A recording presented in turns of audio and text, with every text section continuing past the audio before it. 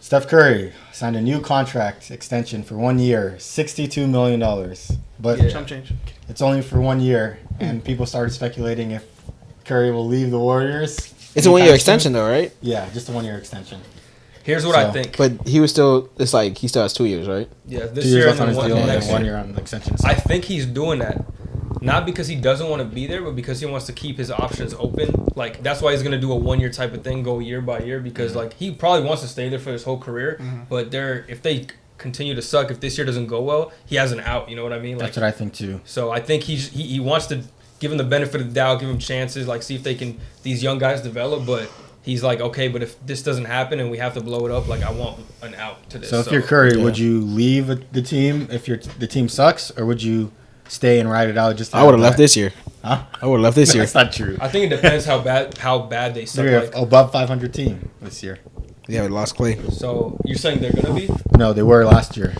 But I'm saying, like, say if the team's bad and he needs a new contract, would he stay, or you think he'd leave? I think it depends how bad they are. Like I'm saying, I think Depends on how good he is, if too. they're not even like close to playing, I think he's gonna leave for sure. But I think if they're even fighting for playing contention and like even making a playoff some years, he'll still stay because he'll be like, okay, they're getting me to the point where I can compete in the playoffs and I have a chance, even if the team isn't up to par. I feel like he'll be like, whatever, like it's not worth moving my family, like sacrificing all this in that case. But if they're really bad, like getting in the lottery or barely making the play-in 10 seed, I think he will. I don't think he leaves. The more Steph Curry's just been on, I feel like he's just still gonna end up as a Warrior ever. Like he's never gonna leave.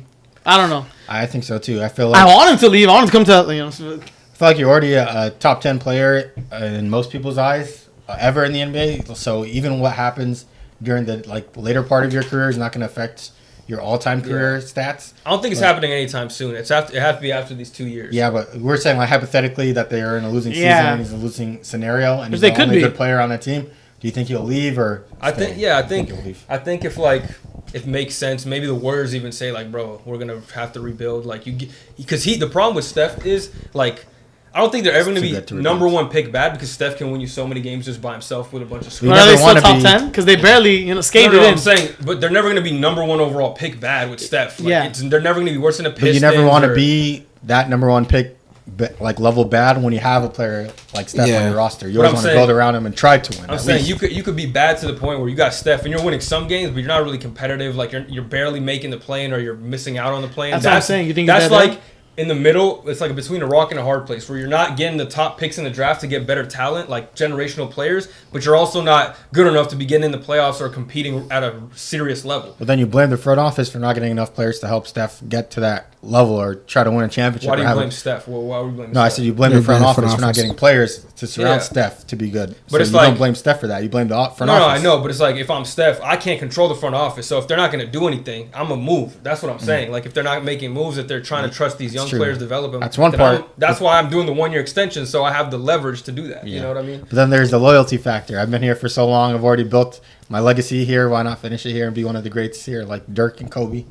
I mean, yeah, that is a good point. So you got to kind of figure it out. But what if you want to team up with Braun or something? Say if Braun's still in the league. That's why I don't think it's happening soon. It'd have to be in he knows it's going to be his last 2 seasons. Yeah, that's why I know that's. I don't know, but that's why I feel like he signed that 1 year extension instead of a long term.